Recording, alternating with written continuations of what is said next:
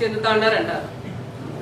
తోపు బ్రదర్స్ ఒకటే చెప్తున్నా, జేసీబీ పంపించి ఇల్లు తోపియాలంటే హైదరాబాద్లో ఉండే నీ బంగ్లా తోపిస్తారు కానీ ఇక్కడుండే నా కార్యకర్తలు కానీ ఇక్కడుండే పబ్లిక్ కాదని ప్రత్యేకంగా వాళ్ళకు కూడా నేను హెచ్చరిస్తున్నా. ఇల్లు లేదని దొంగేడుపులు ఏడుస్తారు. హైదరాబాద్లో బిల్డింగ్లు ఉన్నాయి. ఆ బిల్డింగ్లతో ఏమన్నా జేసీబీ సౌండ్ వింటే సునీతం ఏమన్నా పంపించిందేమన్నా నువ్వు భయపడతావు కానీ ఇక్కడ ఉండే ప్రజలు ఎవరూ భయపడరు.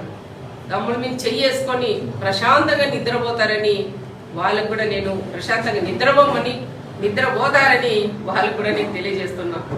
దాంతోపాటు ప్రతి ఒక్కటి రాజకీయం చేసేది తోపు బ్రదర్స్కి ఒక అలవాటు.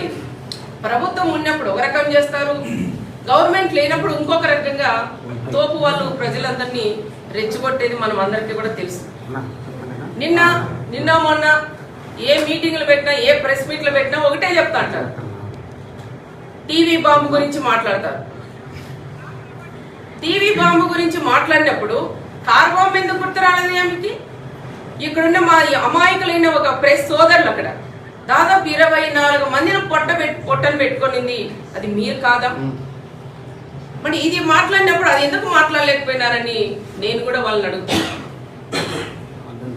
దీనిలో మాట్లాడేకేమో ఏదో పరిటాల కుటుంబం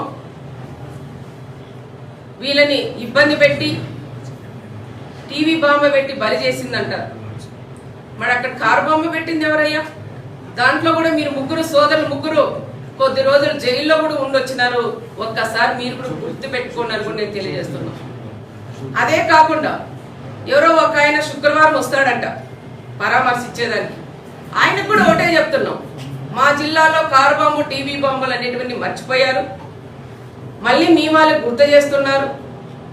ఆ వచ్చే ఆయన కూడా ఏం చెప్పంటే సూట్ కేస్ బాంబు గురించి కూడా ఒక్కసారి మాట్లాడి నా మండలంలో కూడా అడుగు పెట్టాలని ప్రత్యేకంగా మాజీ సీఎం గారు కూడా నేను చెప్తున్నాను.